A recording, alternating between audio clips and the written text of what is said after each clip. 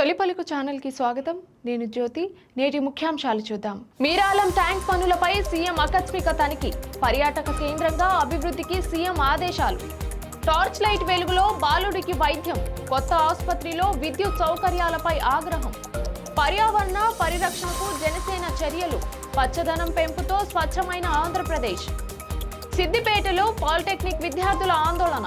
GO 97ను రద్దు చేయాలని demand. Nepal వరదలపై తెలంగాణలో కంట్రోల్ రూమ్. తెలంగాణ ప్రజల కోసం ప్రత్యేక హెల్ప్ లైన్. కేటీఆర్ కు జిందాల్ యూనివర్సిటీ ఆహ్వానం. విద్యార్థులతో ప్రసంగానికి ప్రతిష్టాత్మక అవకాశం. నేపాల్ ఘటనపై తమిళనాడు సీఎం సమీక్ష. రెస్క్యూ చర్యల పర్యవేక్షణకు ప్రత్యేక బృందం. ఒలింపిక్స్ లో మరిన్ని క్రీడల్లో పాల్గొనాలి. క్రీడా స్ఫూర్తి జీవితాన్ని మెరుగుపరుస్తుంది ప్రధాని మోదీ. హనుమకొండలో హరీష్ రావు అరెస్ట్. ఉద్యోగుల ధర్నాతో కలెక్టరేట్ వద్ద ఉద్రిక్తత. నేపాల్లో ఘోర విపత్తు. 160 మంది మృతి, 1500 మంది ఆచూకీ కోసం గాలింపు. నకిలీ వైద్యులపై హైదరాబాద్ పోలీసుల నిఘా. వైద్యుల అర్హతలు చెక్ చేసుకోండి. హైదరాబాద్ మీరాలం ట్యాంక్ ను ప్రముఖ పర్యాటక కేంద్రంగా అభివృద్ధి చేసే పనులను సీఎం రేవంత్ రెడ్డి ఆకస్మికంగా తనిఖీ చేశారు. ట్యాంక్ చుట్టూ జరుగుతున్న అభివృద్ధి పనులను పరిశీలించి నిర్ణయించిన గడువులోగా పూర్తి చేయాలని అధికారులను ఆదేశించారు. ఓపెన్ టాప్ జీప్ లో ప్రయాణించి పనుల పురోగతిని పరిశీలించిన సీఎం భారీ క్రేన్ పైకి వెళ్లి మీరాలం చెరువుపై నిర్మిస్తున్న సస్పెన్షన్ బ్రిడ్జ్ పనులను కూడా చూశారు. చెరువులోకి మురుగునీరు రాకుండా చర్యలు తీసుకోవాలని, మూసీలోకి వరద నీరు వెళ్లేందుకు నాలాను విస్తరించాలని సూచించారు. పర్యాటకులను ఆకట్టుకునేలా వాటర్ స్పోర్ట్స్ ఐలాండ్ల అభివృద్ధి చేపట్టాలని ఆదేశించారు. విమానాశ్రయానికి సమీపంలో ఉన్నందున మీరాలం ట్యాంక్ ను ప్రత్యేక పర్యాటక ప్రాంతంగా తీర్చిదిద్దాలని సీఎం సూచించారు. మన్యం జిల్లా గుమ్మా లక్ష్మీపురంలోని నూతన సామాజిక ఆరోగ్య కేంద్రంలో విద్యుత్ లేక బాలుడికి టార్చ్ లైట్ వెలుగులో వైద్యం అందించారు. 5 ఏళ్ల బిడ్డ జీవన్ పై ప్రమాదవశాత్తు వేడి నీళ్లు పడటంతో కాలిన గాయాలయ్యాయి. వెంటనే ఆసుపత్రికి తీసుకెళ్లగా విద్యుత్ సరఫరా లేకపోవడంతో సెల్ ఫోన్ టార్చ్ లైట్ వెలుగులోనే వైద్యులు చికిత్స చేశారు. మెరుగైన వైద్యం అవసరమని చెప్పడంతో బాలుడిని పార్వతీపురం ఏరియా ఆసుపత్రికి తరలించారు. కొత్తగా ప్రారంభించిన ఆసుపత్రిలో కనీస సదుపాయాలు లేకపోవడంతో ప్రజలు ఆగ్రహం వ్యక్తం చేస్తున్నారు. పర్యావరణ పరిరక్షణకు జనసేన పార్టీ ప్రత్యేక ప్రాధాన్యత ఇస్తోందని తెలిపింది. మన నుడి మన నది, మట్టి వినాయకుడు, క్లీన్ గోదావరి వంటి కార్యక్రమాలతో పాటు పారిశ్రామిక కాలుష్యం, వ్యర్థాల నియంత్రణపై చర్యలు చేపట్టినట్లు పేర్కొంది. రాష్ట్రంలో పచ్చదనం పెంచేందుకు 1053 కిలోమీటర్ల గ్రేట్ గ్రీన్ వాల్, మడ అడవుల పెంపకం, 5 కోట్ల సీడ్ బాల్స్, నగర వనాల వంటి కార్యక్రమాలను ఉప ముఖ్యమంత్రి పవన్ కళ్యాణ్ చేపట్టారని తెలిపింది. భవిష్యత్ తరాలకు స్వచ్ఛమైన గాలి, నీరు అందించేందుకు పర్యావరణాన్ని కాపాడాలని పిలుపునిచ్చింది. సిద్దిపేటలో పాలిటెక్నిక్ విద్యార్థుల ఆందోళన ఉధృతమైంది. జీవో 97ను రద్దు చేయాలని డిమాండ్ చేస్తూ కలెక్టరేట్ వద్ద విద్యార్థులు ధర్నాకి దిగారు. కలెక్టరేట్ ఛాంబర్ ముందు బైఠాయించి ప్రభుత్వాన్ని వ్యతిరేకంగా నినాదాలు చేశారు. విద్యార్థుల ఆందోళనకు మద్దతుగా బీఆర్ఎస్వీ నాయకులు కూడా నిరసనలో పాల్గొన్నారు. జీవో 97ను వెంటనే రద్దు చేసి తమ సమస్యను పరిష్కరించాలని విద్యార్థులు ప్రభుత్వాన్ని డిమాండ్ చేశారు. నేపాల్లో కొనసాగుతున్న వరదల నేపథ్యంలో తెలంగాణ ప్రభుత్వం హెల్ప్ లైన్ ఏర్పాటు చేసింది. ముఖ్యమంత్రి రేవంత్ రెడ్డి ఆదేశాలతో ఢిల్లీలోని తెలంగాణ భవన్లో హెల్ప్ లైన్ సమన్వయ కేంద్రం పనిచేస్తోంది. నేపాల్లో చిక్కుకున్న లేదా ప్రభావితమైన తెలంగాణ ప్రజలకు అవసరమైన సహాయం అందించేందుకు కేంద్ర ప్రభుత్వం కాఠ్మండూలోని భారత రాయబార కార్యాలయంతో అధికారులు సమన్వయం చేస్తున్నారు. తమ బంధువులు, యాత్రికులు లేదా పర్యాటకులతో సంప్రదింపులు లేకపోతే కుటుంబ సభ్యులు హెల్ప్ లైన్ ను సంప్రదించవచ్చు. బాధితుల పేరు, పాస్పోర్ట్ వివరాలు, మొబైల్ నంబర్, నేపాల్లో చివరిగా ఉన్న ప్రాంతం వంటి వివరాలు అందించాలని అధికారులు సూచించారు. సమాచారం కోసం వందన 9871999044, చక్రవర్తి 9949351270, రక్షిత్ నాయక్ 9618597969 నంబర్లలో వీరికి సంప్రదించవచ్చు.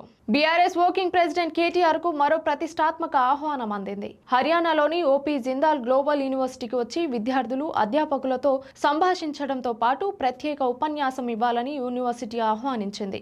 University vice chancellor professor C Raj Kumar KTR కు ప్రత్యేక లేఖ రాశారు. సెప్టెంబర్ లేదా అక్టోబర్ 2026లో కేటీఆర్ కు అనుకూలమైన తేదీలో కార్యక్రమం నిర్వహించేందుకు సిద్ధంగా ఉన్నట్లు తెలిపారు. అలాగే యూనివర్సిటీలోని భారత తొలి రాజ్యాంగ మ్యూజియం, రైట్స్ అండ్ ఫ్రీడమ్ అకాడమీని సందర్శించాలని ఆహ్వానించారు. ఈ ఆహ్వానాన్ని స్వీకరించిన కేటీఆర్ విద్యార్థులతో మాట్లాడేందుకు ఆసక్తిగా ఉన్నానని, తప్పకుండా యూనివర్సిటీకి హాజరవుతానని తెలిపారు. నేపాల్లో జరిగిన విషాద ఘటన నేపథ్యంలో తమిళనాడు ముఖ్యమంత్రి విజయ్ సహాయక చర్యలపై సమీక్ష నిర్వహించారు. నేపాల్లో చిక్కుకున్న వారిని సురక్షితంగా స్వదేశానికి తీసుకురావడంపై అధికారులతో చర్చించారు. ఢిల్లీలోని Tamil Nadu house resident commissioner Ashish Kumar నేతృత్వంలో ప్రత్యేక బృందాన్ని కాఠ్మండుకు పంపాలని సీఎం ఆదేశించారు. నేపాల్ అధికారులతో సమన్వయం చేస్తూ సహాయక, రక్షణ చర్యలను పర్యవేక్షించాలని సూచించారు. అలాగే నలుగురు మంత్రులను ఢిల్లీకి వెళ్లి కేంద్ర ప్రభుత్వంతో సమన్వయం చేయాలని ఆదేశించారు. అవసరమైన తక్షణ వైద్య సహాయం అందేలా చర్యలు తీసుకోవాలని సీఎం సూచించారు. ఒలింపిక్స్ లో భారత్ మరిన్ని క్రీడల్లో పాల్గొనాల్సిన అవసరం ఉందని ప్రధాని నరేంద్ర మోదీ అన్నారు. దేశంలోని వందలాది జిల్లాల నుంచి వస్తున్న క్రీడాకారులకు ప్రపంచ క్రీడా వేదికపై సత్తా చాటే సామర్థ్యం ఉందని తెలిపారు. ఒలింపిక్స్ లో ఉన్న అనేక క్రీడల్లో భారత్ సగానికి కూడా పోటీ పడడం లేదని, దీంతో అందుబాటులో ఉన్న పథకాలలో చాలా వరకు పోరాడే అవకాశం కోల్పోతున్నామని చెప్పారు. ఆరోగ్యకరమైన సమాజం, మంచి కుటుంబ వ్యవస్థ, మెరుగైన పని సంస్కృతికి క్రీడా స్ఫూర్తి ఎంతో అవసరమన్నారు. క్రీడలు మనల్ని ఛాంపియన్లుగా మాత్రమే కాకుండా మంచి పోటీదారులుగా కూడా తీర్చిదిద్దుతాయని ప్రధాని మోదీ పేర్కొన్నారు. హనుమకొండ కలెక్టరేట్ వద్ద ఉద్యోగుల ధర్నా సందర్భంగా తీవ్ర ఉద్రిక్తత నెలకొంది. ఉద్యోగులకు మద్దతుగా ధర్నాలో పాల్గొన్న మాజీ మంత్రి హరీష్ రావును పోలీసులు అరెస్ట్ చేశారు. ఆయనతో పాటు మాజీ మంత్రి ఎర్రబెల్లి దయాకర్ రావు, మాజీ ఎమ్మెల్యే దాస్యం వినయ్ భాస్కర్ తో పాటు పలువురు బీఆర్ఎస్ నేతలను పోలీసులు అదుపులోకి తీసుకున్నారు. పోలీసుల ముందస్తు అనుమతితోనే ధర్నాలో పాల్గొన్నామని బీఆర్ఎస్ నేతలు చెబుతున్నారు. హరీష్ రావును వాహనంలోకి ఎక్కించకుండా కలెక్టరేట్ నుంచి పోలీస్ స్టేషన్ కు నడిపించుకెళ్లడంపై బీఆర్ఎస్ శ్రేణులు ఆగ్రహం వ్యక్తం చేశారు. పోలీసులను కార్యకర్తలు అడ్డుకోవడంతో తోపులాట జరిగింది. ప్రతిపక్షాల గొంతు నొక్కుతున్నారని బీఆర్ఎస్ నేతలు కాంగ్రెస్ ప్రభుత్వంపై మండిపడ్డారు. నేపాల్, టిబెట్ సరిహద్దు ప్రాంతంలో జరిగిన భారీ విపత్తులో మృతుల సంఖ్య 160కి చేరింది. మరో 1500 మంది వరకు ఆచూకీ తెలియడం లేదు. గల్లంతైన వారిలో కైలాస యాత్రకు వెళ్లిన విదేశీ పర్యాటకులు కూడా ఉన్నారు. గిరోంగ్ ప్రాంతంలో సద్గురు ఆధ్వర్యంలోని ఈషా ఫౌండేషన్ బృందానికి చెందిన 80 మంది కనిపించకుండా పోయారని సమాచారం. గల్లంతైన వారి కోసం శోధనలో పాల్గొనేందుకు అనుమతి ఇవ్వాలని సద్గురు కోరారు. మరోవైపు భారత్ మానవతా సాయం, అత్యవసర సామాగ్రితో విమానాలను పంపింది. క్లిష్టమైన కొండ ప్రాంతాలు, కొనసాగుతున్న వరదల కారణంగా సహాయక చర్యలకు ఆటంకాలు ఎదురవుతున్నాయి. త్రిశూలి నదిలో ఒక్కసారి పెరిగిన వరద ప్రవాహం పరిస్థితిని మరింత ప్రమాదకరంగా మార్చింది. నకిలీ వైద్యుల ఉచ్చులో పడకుండా ప్రజలు అప్రమత్తంగా ఉండాలని సిపి సజ్జనార్ సూచించారు. నగరంలో ఇప్పటికే 12 మంది నకిలీ వైద్యులను గుర్తించి చట్టపరమైన చర్యలు తీసుకున్నామని తెలిపారు. ఎలాంటి వైద్య అర్హతలు లేకుండా యాంటీబయాటిక్, స్టెరాయిడ్లు, ఇంజెక్షన్లు, సెలైన్లు ఇస్తూ ప్రజల ప్రాణాలను ప్రమాదంలోకి నెడుతున్నారని అన్నారు. చికిత్సకు వెళ్లే ముందు క్లినిక్ లో డిఎంహెచ్ఓ రిజిస్ట్రేషన్ సర్టిఫికేట్ ఉందో లేదో పరిశీలించాలని సూచించారు. వైద్యుల పేరు, అర్హతలతో పాటు టీఎస్ఎంసీ రిజిస్ట్రేషన్ నంబర్ను కూడా చెక్ చేసుకోవాలని చెప్పారు. అనుమానం ఉంటే మరో అర్హత కలిగిన వైద్యుడు సలహా తీసుకోవాలని సూచించారు. నకిలీ వైద్యుల సమాచారం తెలిస్తే వెంటనే 112కు లేదా సమీప పోలీస్ స్టేషన్ కు సమాచారం ఇవ్వాలని సజ్జనార్ కోరారు. ఇది ఇవాల్టి బులెటిన్ అప్డేట్స్. మరొక బులెటిన్ తో మళ్ళీ కలుద్దాం. చూస్తూనే ఉండండి తొలి పలుకు న్యూస్.